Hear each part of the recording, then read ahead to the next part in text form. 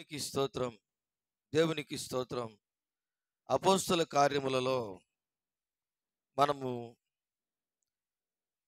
కొన్ని ఆధ్యాత్మికమైనటువంటి మాటలు లేక విషయములు మనం చూస్తూ ఉన్నాం. ఈరోజు మానవాళి జీవితంలో ఒక లోకములో ఉన్నటువంటి అందరితో కూడా సహవాసం చేస్తున్నారు, కానీ మన ప్రభువును రక్షకుడైన యేసుక్రీస్తు ప్రభుల వారు మన ప్రభువును రక్షకుడైన యేసుక్రీస్తు చెప్పినటువంటి ప్రభుల వారు మన ప్రభువును రక్షకుడైన యేసుక్రీస్తు ప్రభుల వారు చెప్పినటువంటి ఆ మాటలను మర్చిపోయాం. క్రైస్తవ సంఘము మరి ముఖ్యంగా మర్చిపోయి ఉంది. క్రైస్తవ సంఘములో ఉన్నటువంటి ఆ ముఖ్యమైనటువంటి విషయం ఏంటంటే, పరిశుద్ధాత్మ అనే మాటను ఎక్కువగా మాట్లాడకుండా, దాని గురించి మనము ఎక్కువగా ధ్యానించకుండా మనము ఈ లోకంలో జీవిస్తూ ఉన్నాం. కానీ దేవుని యొక్క ఉన్నతమైనటువంటి ఆ స్థితిని పరిశుద్ధాత్మ దేవుడు మనకు కలిగిస్తాడని యేసుక్రీస్తు ప్రభుల వారే సాక్షాత్తు మనకు చెప్పున్నాడు. ఆయన చెప్పాడు, ఏమని చెప్పాడంటే, నేను దేవుని రాజ్యం, పరలోక రాజ్యానికి వెళ్ళిపోతున్నాను. నేను వెళ్తే మీ దగ్గరికి ఆదరణకర్త అనబడినటువంటి పరిశుద్ధాత్మ దేవుడు మీ వద్దకు వస్తాడు. అంత మాత్రమే కాదు, ఆయన నేను ఏ సంగతులు మీకు బోధించానో వాటన్నిటినీ, నేను ఏ సంగతులు చెప్పానో వాటన్నిటినీ మీకు తెలియపరుస్తాడు, జ్ఞాపకం చేస్తాడు, బోధిస్తాడు. ఇవన్నీ సంఘము మర్చిపోయింది. ఈరోజు పరిశుద్ధాత్మ పూర్ణులు చాలా తక్కువ మంది ఉన్నారు భూమి మీద. 100కి 10% అనుకోండి. ఆ 10%లో కూడా పడిపోతూ లేస్తూ ఉన్నటువంటి వారు చాలామంది ఉన్నారు. దేవుని బిడ్డలారా, సంఘము పరిశుద్ధాత్మతో కట్టబడింది. సంఘము పరిశుద్ధాత్మ చేత కట్టబడింది. వారు మేడగది సహవాసంలో ఉన్నప్పుడు ఆ మేడగది సహవాసంలో వారు పరిశుద్ధాత్మ వారి మీదకి అగ్నిజ్వాలలుగా వ్రాలి అకస్మాత్తుగా గాలి వీచి ఆ మేడగది అంతయు నిండి ఒక గొప్ప శబ్దము రావడం, వారి మీదకి అగ్ని జ్వాలలు రాలగా వారు వాక్శక్తి అనుగ్రహించుకొలది అన్య భాషలు మాట్లాడసాగిరి. పరిశుద్ధాత్మ దేవుడు వారు ఎప్పుడూ మాట్లాడినటువంటి భాషలన్నీ కూడా మాట్లాడడం, వారు మాట్లాడిన భాషలకు పేతురు లేచి అక్కడ వారికి ఆ భాషలకు అర్థం చెప్పడం, ఇవన్నీ మనకు అపోస్తల కార్యం 2వ అధ్యాయంలో మనకు కనబడుతూ ఉంది. ప్రియమైనటువంటి దేవుని బిడ్డలారా, ఎందుకు ఈ యొక్క దేవుని యొక్క పరిశుద్ధాత్మ గురించి ఎందుకు ప్రతి వారం చెప్తున్నాను అంటే, కడవరి దినాల్లో ఉన్నాం మనం. ఏ దినాల్లో ఉన్నాం? అసలు కడవరి దినాలు ఎప్పటి నుంచి ఎప్పటి వరకు చెప్పండి మీరు ఎవరైనా. సంఘంలో ఉన్నటువంటి వారు వింటున్నారా? సంఘంలో ఉన్నటువంటి మనము కడవరి దినాలు ఎప్పటి నుంచి ఎప్పటికి అంటే అర్థమవుతుందా? కడవరి దినాలు ఎప్పటి నుంచి ఎప్పటి వరకు అంటే, యేసుక్రీస్తు పుట్టి ఆయన ఈ లోకంలో జన్మించి ఆయన మరణించి తిరిగి లేచి పునరుద్ధానుడై పరలోక రాజ్యానికి వెళ్ళిపోయాడు. ఆయన తిరిగి వచ్చినంత వరకు అంటే యేసు ప్రభు పుట్టినప్పటి నుంచి యేసుక్రీస్తు తిరిగి వచ్చినంత వరకు కడవరి దినాలు. చాలామంది చెప్తుంటారు, ఏమయ్యా బాగున్నావు అంటే, దేవుని కృప వల్ల నేను చాలా బాగున్నానని చెప్తాం. అది 100కి 100% కరెక్టే. కానీ ఇప్పుడు తండ్రి అయిన దేవుడు, కుమారుడైన యేసుక్రీస్తు, పరిశుద్ధాత్మ త్రియేక దేవుడు, యేసుక్రీస్తు ప్రభుల వారు చెప్తున్నారు, నేనైతే యేసుక్రీస్తు ప్రభుల వారికి బాప్తీసం ఇచ్చిన యోహాను చెప్తున్నాడు. ఏమని చెప్తున్నాడు? నేనైతే నీటిలో బాప్తీసం ఇస్తున్నాను, కానీ నా వెనుక వచ్చేవాడు పరిశుద్ధాత్మతోను అగ్నితోను మీకు బాప్తీసం ఇచ్చును. అంటే వారు యోహాను తీసుకున్న బాప్తీసం యేసుక్రీస్తు ప్రభుల వారు తీసుకున్నారు, అలాగే శిష్యులు కూడా తీసుకున్నారు.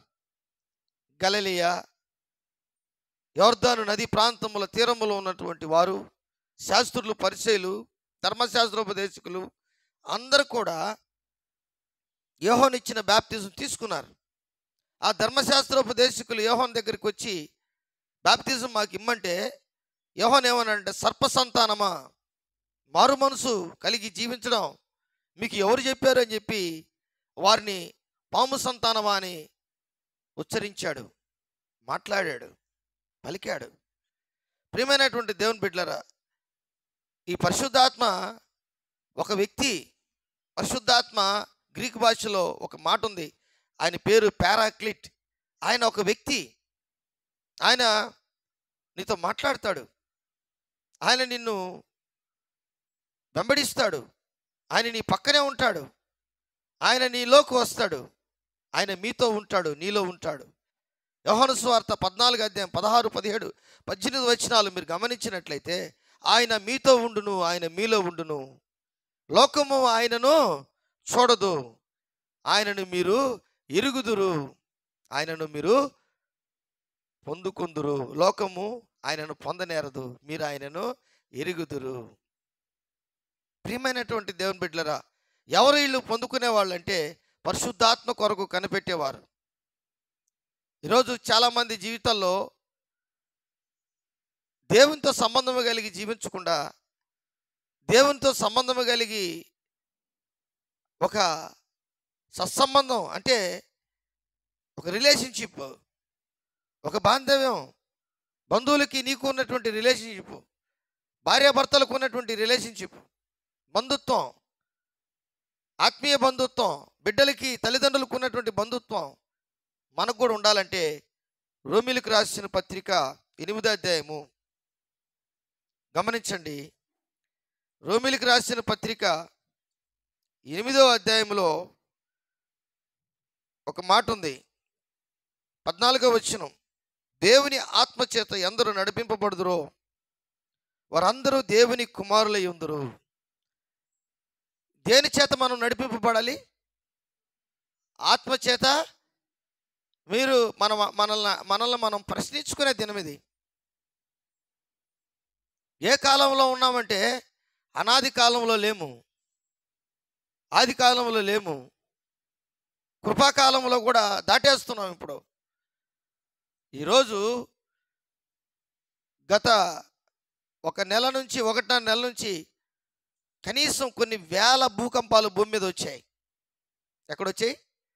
భూమి మీదే వచ్చాయి. వేల భూకంపాలు, భూమి కంపించడం, మనిషి మీదకి మనిషి, రాజ్యం మీదకి రాజ్యం, దేశం మీదకి దేశం, ఈర్ష్య, పగ, కుట్ర, అబద్ధాలు. అంత మాత్రమే కాదు, ఒక భయంకరమైనటువంటి హత్యలు, నరహత్యలు, భూమి మీద రక్తము పారుతుంది, అవమానకరమైనటువంటి జీవితాలు, భార్య భర్తను చంపేయడం, భర్త భార్యను చంపేయడం, బిడ్డలను చంపేయడం, ఇలాంటి భయంకరమైనటువంటి భయానకమైన పరిస్థితుల్లో మానవుడు జీవిస్తున్నాడు. ఇది ఏ కాలం అంటే, ఈ కాలంలో దేవుడు పరిశుద్ధాత్మ, ఎవరైతే పరిశుద్ధాత్మ చేత నడిపింపబడుతారో వారందరూ దేవుని కుమారులు అనబడుదురు. దేవునికి స్తోత్రం, హల్లెలూయా. చదవండి ఆ మాటని. 8:14 వచనం, రోమీయులకు రాసిన పత్రిక 8వ అధ్యాయం 14 వచనం. దేవుని ఆత్మచేత ఎందరో నడిపింపబడుదురో వారందరూ దేవుని కుమారులై ఉందురు. ఎలయనగా మరలా భయపడుటకు మీరు దాస్యపు ఆత్మ పొందలేదు, కానీ దత్తపుత్రాత్మను పొందితిరి. ఆ ఆత్మ కలిగిన వారమై మనము అబ్బా తండ్రి అని మొరపెట్టుచున్నాము. మనము దేవుని పిల్లలమని ఆత్మ తానే మన ఆత్మతో కూడా సాక్ష్యం ఇచ్చుచున్నాడు. అంటే నీకొక ఆత్మ ఉంది, మనిషి ఆత్మ. ఏమాత్మది? మనిషి ఆత్మ అంటే జీవింపజేసే ఆత్మ, body and mind and soul. ఈ ఆత్మకు పరిశుద్ధాత్మ తోడైనప్పుడు, నువ్వు దేవుని బిడ్డవి. నువ్వు చేసే పని బాగలేదు, నువ్వు ఆ పని చేయొద్దని పరిశుద్ధాత్మ చెప్తాడు. పౌలు ఆసియాకి వెళ్ళొద్దని పౌలుకి చెప్పినప్పుడు వెళ్ళలేదు. పౌలు నావ పగిలిపోతుందని, లేక నావ నీటిలో మునిగిపోతుందని, ముక్కలుగా పగిలిపోతుందని ఆ నావ నాయకుడికి, యజమానుడికి చెప్పినప్పుడు, కెప్టెన్కి చెప్పినప్పుడు నమ్మలేదు. గాలివాన వస్తుంది సముద్రంలో అని చెప్పినప్పుడు నమ్మలేదు. ఆ నావ పగిలిపోయిన తర్వాత మెలితే దీవుల్లో వారందరూ కూడా పౌలుని ఒక ఆధ్యాత్మికమైనటువంటి వ్యక్తిగా కనుగొన్నారు. ప్రియమైనటువంటి దేవుని బిడ్డలారా, పరిశుద్ధాత్మ పూర్ణుడిగా కనుగొన్నారు. ఆయన ప్రార్థన చేస్తే అక్కడ అద్భుతాలు ఆ మెలితే దీవుల్లో జరగడం జరిగింది.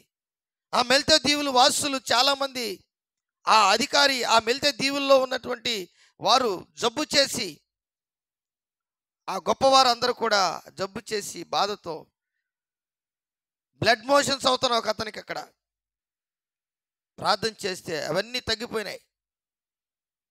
ఇంకా కొంతకాలం మా దగ్గర ఉండండి అని బ్రతిమలాడారు పౌల్ని. అక్కడ నావికులు ఉన్నారు, దొంగలున్నారు. ఆ నావలో దొంగలున్నారు, నావికులు ఉన్నారు, కెప్టెన్స్ ఉన్నారు, చాలామంది ఉన్నారు, మంచి వాళ్ళు. కానీ వారందరికీ ఒక కనువింపు కలిగింది. పౌలు దర్శనము, పౌలు యొక్క ఉద్దేశము, పౌలు యొక్క జీవితం. పరిశుద్ధాత్మ పూర్ణుడు అతను. ఈరోజు సంఘములో స్త్రీలు పురుషులు ఏ విధంగా ఉండాలి? అపోస్తల కార్యము 2వ అధ్యాయము 16, 17, 18 వచనాలు గమనించినట్లయితే యావేలు ప్రవక్త ద్వారా చెప్పబడిన సంగతి ఇదే. ఏమనగా, అంత్య దినముల యందు నేను మనుషులందరి మీద. ఏ దినములవి? అంత్య దినములు. ఇప్పుడు అంత్య దినములను మనం ఉన్నాం. మత్తయి సువార్త 24వ అధ్యాయం మనం గమనించినట్లయితే అక్కడ జరిగినటువంటి ఆ నోహ కాలములో జరిగినటువంటి కాలములో మనుషులు పెండ్లికిచ్చుకొనుచు, ఇల్లు కట్టుకొనుచు, మాకేమి ఇబ్బంది లేదులే అనుకొనుచు, మేము ధనికులం అయిపోయామని చెప్పి అనుకొనుచు, వారి యొక్క జీవితాలను ముందుకు వెళ్తూ గర్వముగా నడుస్తూ, గర్వముగా జీవిస్తూ ఉన్నటువంటి ఆ రోజుల్లో దేవుడు జలప్రలయం 40 రాత్రులు 40 పగళ్ళు ఆయన ఆకాశము నుంచి ప్రచండమైన వర్షము కురిపించి, ఆకాశ వాకిళ్ళు అనగా ఆకాశ తూములు విప్పి 40 రాత్రులు 40 పగళ్ళు వర్షము కురిపించాడు. నోహో కనీసం 120 సంవత్సరాలు సేవ చేసి అక్కడ అందరితో చెప్పి, ఇట్లా జలప్రలయం వస్తుంది, నీటితో దేవుడు భూమిని ముంచి వేస్తున్నాడు, దయచేసి మీరు ఈ ఓడలోకి రండి అంటే ఎవరు రాలా. హాము, షేము, యాపేతు వారి 3 భార్యలు, నోహో భార్య, ఆ 8 మంది ఓడలోకి వచ్చిన రక్షణ ఓడలోకి వచ్చారు. ప్రియమైనటువంటి దేవుని బిడ్డలారా, ఈరోజు నీ జీవితంలో, నా జీవితంలో, ఈ కడవరి దినాల్లో నీకు ఏదైతే దేవుడు మాట్లాడుతున్నాడో ఆ మాటల్ని నీవు గ్రహించి ఆత్మీయంగా నువ్వు జీవించుటకు పరిశుద్ధాత్మకి నీ హృదయంలో తావియాలి. చదవండి ఈ మాటను 17వ వచనంలో.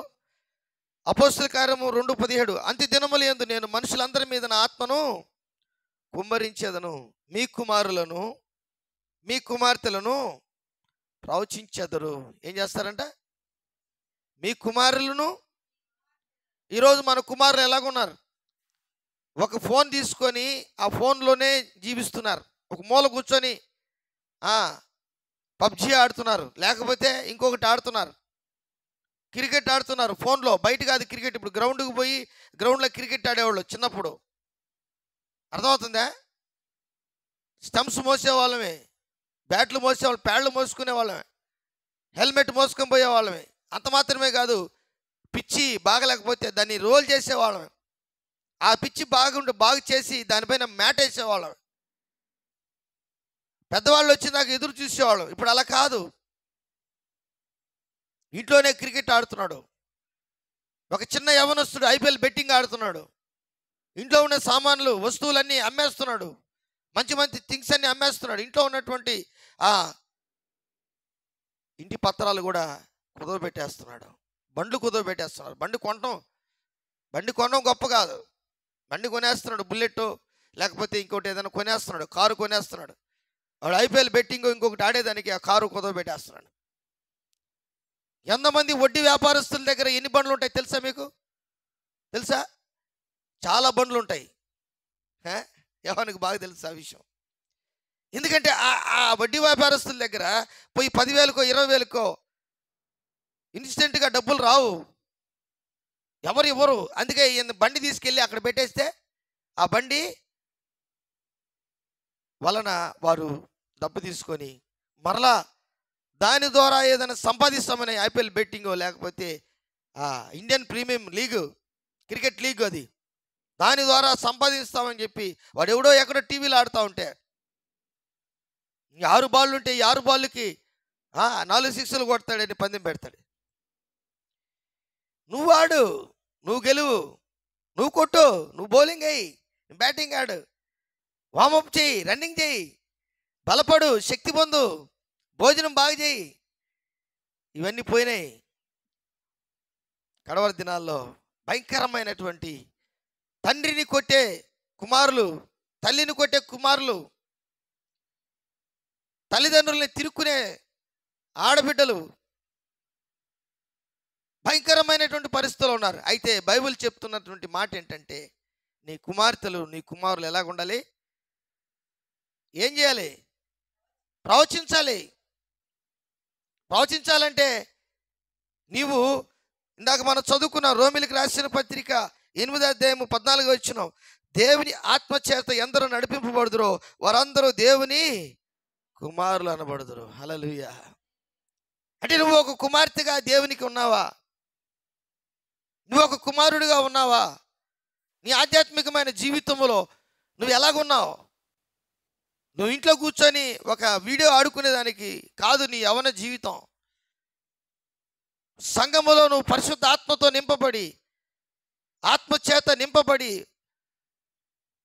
9 వరాలు కలిగినటువంటి వ్యక్తిగా, విశ్వాస వరము, స్వస్థతా వరము, వివేచన వరము,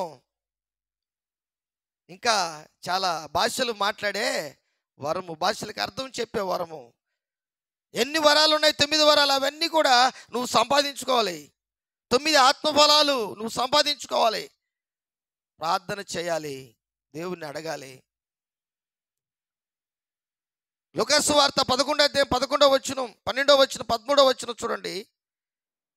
యేసుక్రీస్తు ప్రభులు వారి లోకంలో ఉన్నటువంటి వారికి మీరు చాలా అడుగుతున్నారు నన్ను, కానీ ఒకటి మర్చిపోతున్నారు. లూకాసు వార్త 11వ అధ్యాయం 11వ వచనం, మీలో తండ్రి అయిన వాడు తన కుమారుడు చేపనడిగితే చేపకు ప్రతిగా పామునిచ్చునా? గుడ్డునడిగితే తేలునిచ్చునా? కాబట్టి మీరు చెడ్డవారయ్యుండి మీ పిల్లలకు మంచి ఈవులను నెరుగుండగా పరలోకమందున్న మీ తండ్రి తన్ను అడుగువారికి పరిశుద్ధాత్మను ఎంతో నిశ్చయముగా అనుగ్రహించును. ఏమడుగుతున్నాను? ఏం అడగాలి? ఒక చిన్న బిడ్డ ఏం అడగాలి? ఒక యవనస్తురాలు ఏం అడగాలి? ఒక యవనస్తురాలు ఏం అడగాలి? ఒక యవనస్తుడు ఏం అడగాలి? ఈరోజు తల్లిదండ్రులను అడుక్కుంటున్నారు, పొందుకుంటున్నారు, అంతే అయిపోయింది. అవసరతలు తీర్చడానికి తల్లి ఉంది, తండ్రి ఉన్నాడు. కానీ మీరు చెడ్డవారై ఉండి మీ పిల్లలకు మంచి ఈవుల నీయనెరుగుండగా పరలోకపు తండ్రి తన్ను అడుగు వారికి నిశ్చయముగా పరిశుద్ధాత్మను అనుగ్రహించును కదా. ఆ పరిశుద్ధాత్మ దేవుడు నీలో ఉండి నీతో ఉండి నిన్ను నడిపించుటకు, ఆయన పరిశుద్ధాత్మ కార్యములు నీలో జరిగించుటకు, ఆత్మీయానుసారమైనటువంటి జీవితం నువ్వు జీవించాలని కోరుకుంటున్నటువంటి ఆత్మీయ తండ్రి, పరలోకపు తండ్రి, నిత్యుడగు తండ్రి ఎటర్నల్ గాడ్, నిత్యుడగు తండ్రి, పరలోక సత్య తండ్రి, నిన్న నేడు ఏకరీతిగా ఉండే తండ్రి, మారని తండ్రి, తల్లిదండ్రుల ప్రేమ కన్నా మిన్న అయినటువంటి గొప్ప ప్రేమ కలిగిన తండ్రి నిన్ను నన్ను ప్రేమిస్తున్నాడు. ఈ దినమందు నువ్వేమడుగుతున్నావు ఒకసారి ఆలోచించు. ప్రభా, నా ఇల్లు కట్టుకోవాలి, నాకు డబ్బు సహాయం చేయి. ప్రభా, నేను ఒక కారు కొనాలి, నాకు డబ్బు సహాయం చేయి. ప్రభా, నేను 10 లక్షలు అప్పు చేయాలి, నాకు సహాయం చేయి. ఇదిగో ప్రభా, నేను బంగారు కొనాలి, నాకు సహాయం చేయి. ఇదిగో నా పిల్లలకి పెళ్లి చేయాలి, నాకు సహాయం చేయి. ఇదిగో ప్రభా, నా పిల్లలకి నేను ఫీజులు కట్టలేకపోతున్నాను, నాకు సహాయం చేయి. ఇదిగో ప్రభా, నేను అనేకమైనటువంటి కష్టాలు బాధలు, నేను బాడుగింట్లో ఉంటున్నాను ప్రభా, ఇదిగో నాకు మంచి గృహం ఒకటి దయచేయి అని మనం ఎన్నోసార్లు అడుగుతూ ఉంటాం. కానీ వీటన్నిటికంటే ముఖ్యముగా దేవుణ్ణి అడగవలసినటువంటి కార్యం ఒకటి ఉంది. తన్ను అడుగువారికి, పరిశుద్ధాత్మను తన్ను అడుగువారికి, దేవుడైనటువంటి యేసుక్రీస్తును, తండ్రి, కుమార, పరిశుద్ధాత్మ త్రియేక దేవుణ్ణి మనం పరిశుద్ధాత్మను అడిగితే ఖచ్చితంగా ఇస్తాడు. ఎందుకు పరిశుద్ధాత్మ అంటే ఆయన నీకు జరగబోయే సంగతులు చెప్తాడు. ఆయన నీ జీవితంలో నువ్వు ఎలాగుండాలో చెప్తాడు, ఎలాగ నువ్వు మాట్లాడాలో చెప్తాడు, ఎలాగ నువ్వు ప్రవర్తించాలో చెప్తాడు. చూడండి, కొన్ని విషయాలు నేను చెప్తాను. చూడండి, యోహాను సువార్త 14వ అధ్యాయము 26వ వచనం చదవండి. ఆయన బోధించేవాడు, చదవండి ఆ మాటని. చాలా చక్కటి మాట. యోహాను సువార్త 14వ అధ్యాయము 26వ వచనం. ఆదరణకర్త అనగా, ఆదరణకర్త అంటే ఆయన నిన్ను ఒకరోజు కాదు, 2 రోజులు కాదు, ప్రతిరోజు నిన్ను ఆదరించేదానికి ఇష్టపడతాడు. ఆయన నిన్ను ఆదరిస్తాడు. ఒక ఆదరణ కూడికలో మాత్రమే కాదు ఆదరణ, ప్రతిరోజు నీకు ఆదరణ. నువ్వు కృంగిపోయినటువంటి స్థితిలో నీకు ఆదరణ,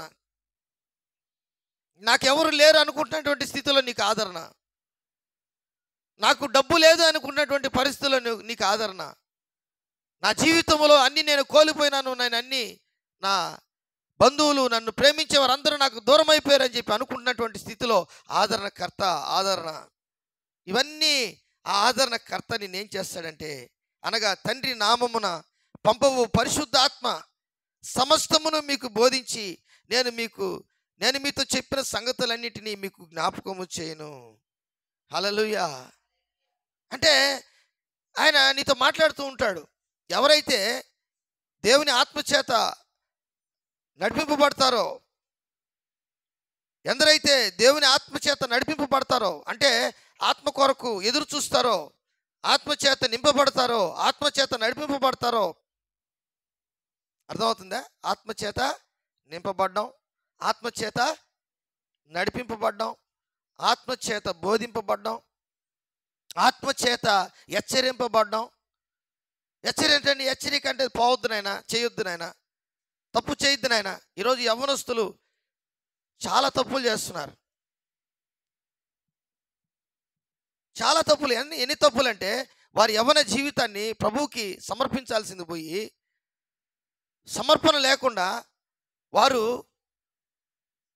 ఈ లోకంలో ఉన్నటువంటి చెడు కార్యాలన్నీ చేసి దేవుని దగ్గర క్షమాపణ కొరకు వస్తారు. దేవుడు క్షమిస్తాడు, ఎప్పుడు క్షమిస్తూనే ఉంటాడు. కానీ నువ్వు పొందుకోవాల్సినటువంటి ఆ విషయము మర్చిపోయావు.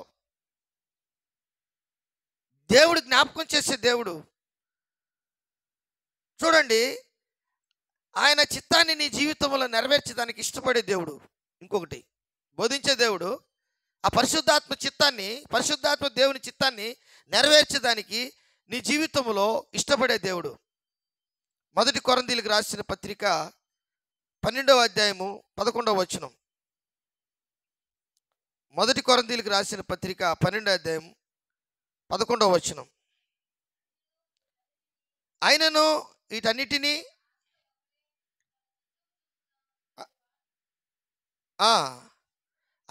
వీటన్నిటినీ ఆత్మ ఒక్కడే తన చిత్తము చొప్పున ప్రతివానికి ప్రత్యేకముగా పంచి ఇచ్చుచు కార్యసిద్ధి కలుగజేసిన. నీకు ఏది కావాలో, ఏది ఇవ్వాలో, ఆత్మఫలాలు ఉన్నాయి, ఆత్మ వరాలు కూడా ఉన్నాయి.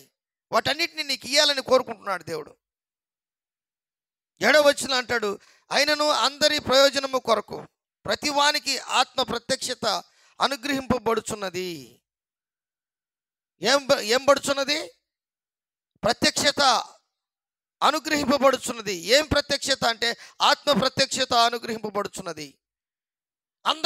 అందరి ప్రయోజనముల కొరకు, సంఘములో ఉన్నటువంటి వారి కొరకు, కుటుంబంలో ఉన్నటువంటి వారి కొరకు, నీ ఊరిలో ఉన్నటువంటి వారి కొరకు, నీ పట్టణంలో ఉన్నటువంటి వారి కొరకు నీవు ఎలాగున్నావు?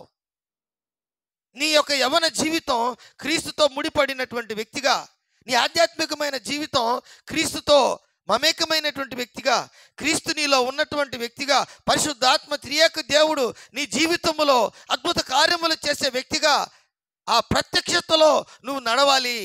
చప్పట్లు కొట్టి దేవుని మహిమపరుస్తాం. దేవునికి స్తోత్రం. హల్లెలూయా, హల్లెలూయా.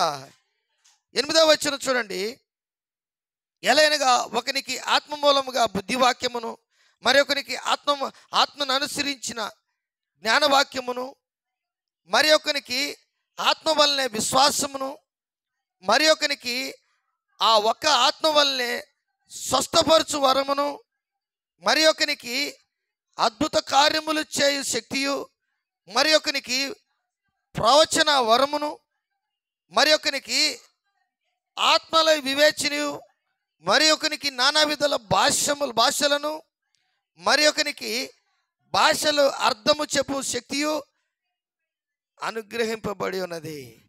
ఇప్పుడు అర్థం చేసుకోండి. 11వ వచనం, అయినను వీటన్నిటినీ ఆ ఆత్మ ఒక్కడే. ఎవరి చిత్తం? దేవుని చిత్తం. ఏంటండి? నువ్వు ఆత్మలో నింపబడ్డాం, నీవు ఆత్మీయమైనటువంటి వరాలు కలిగి ఉండడం, నీ జీవితంలో ఈ లోకములో మనుషులందరిలో ప్రత్యేకించబడ్డాం, నువ్వు ఈ లోకములో ఒక ఆధ్యాత్మికమైనటువంటి పరిశుద్ధుడిగా ఉండడం,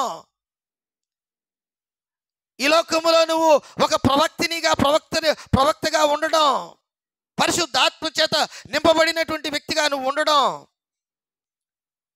పరిశుద్ధాత్మ కోరిక. చప్పట్ల కొట్టి దేవుని మహిమపరచండి. హల్లెలూయా. అయినను వీటన్నిటినీ ఆ ఆత్మ ఒక్కడే తన చిత్తము చొప్పున, దేవుని చిత్తము అనగా తన చిత్తము, దేవుని చిత్తం అది. ఈరోజు దేవుని చిత్తానికి ఎంతమంది లోబడుతున్నాం? ఆలోచించండి ఒకసారి.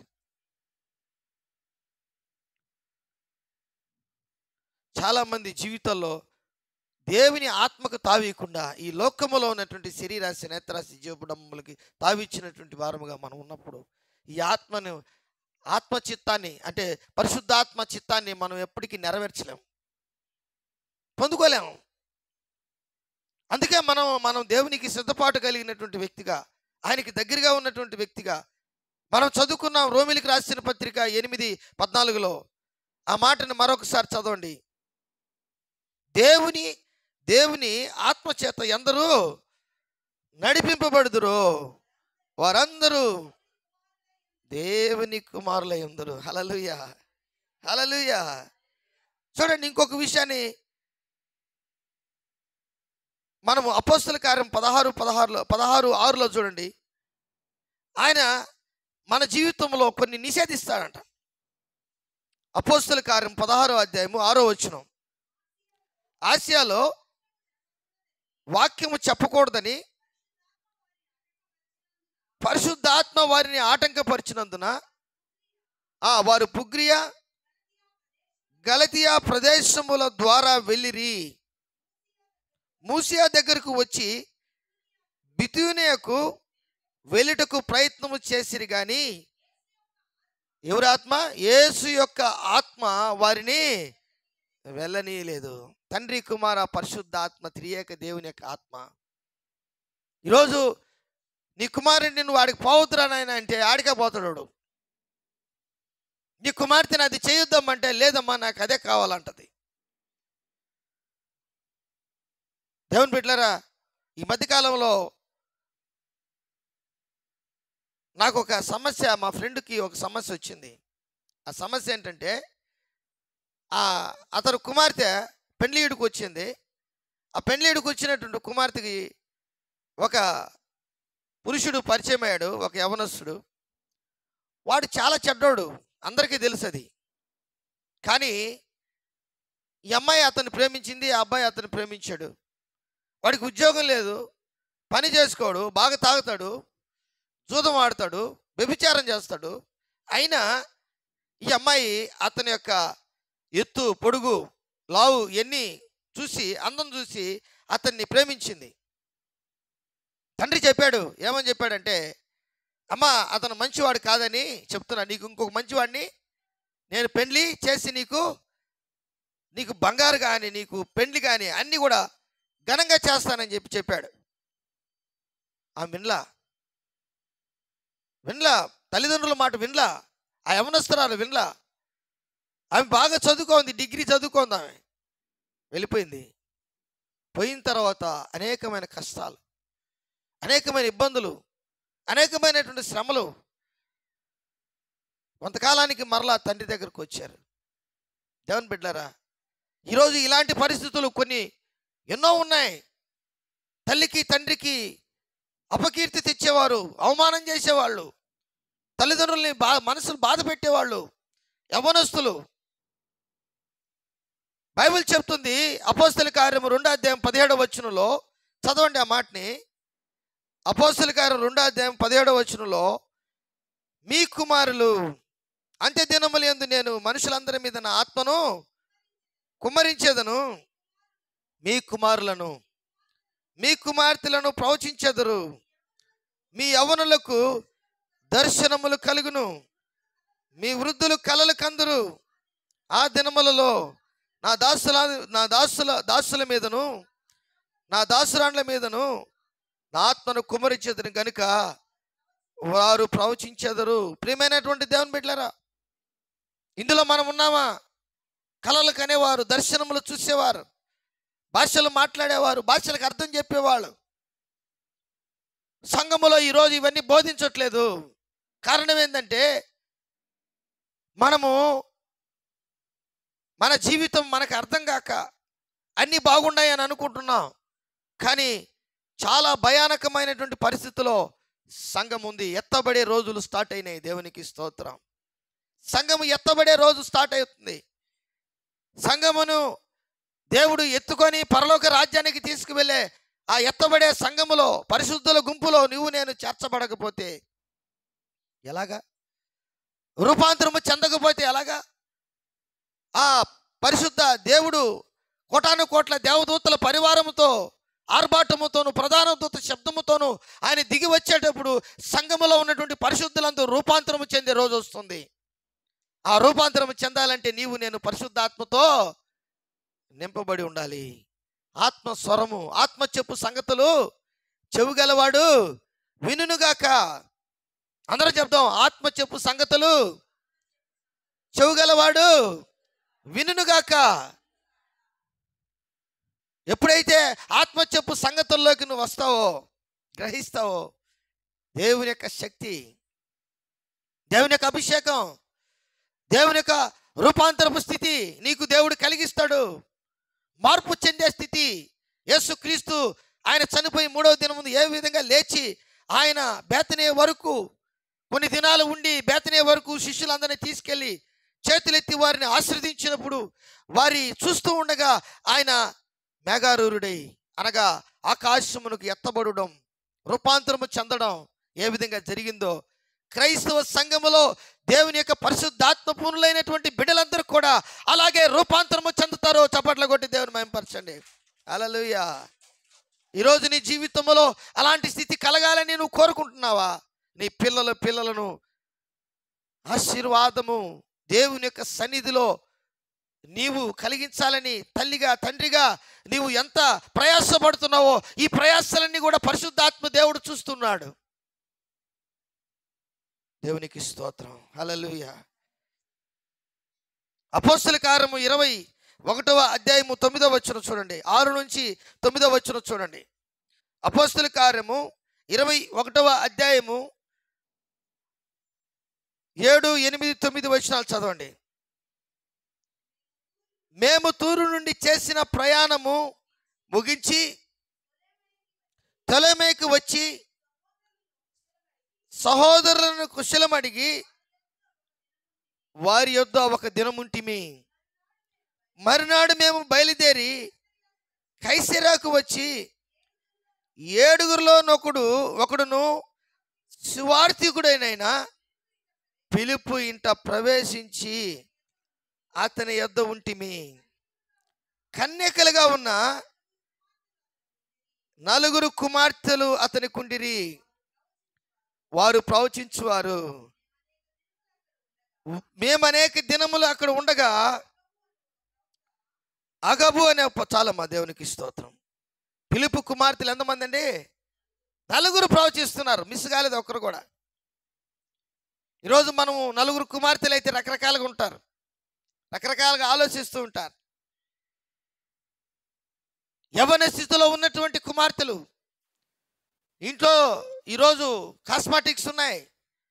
యవ్వనస్తులకి ఈరోజు యవ్వనులకి ఒక డ్రెస్ కాదు, 2 డ్రెస్సులు కాదు, కొన్ని వందల డ్రెస్సులు తల్లిదండ్రులు తీసేయాలి.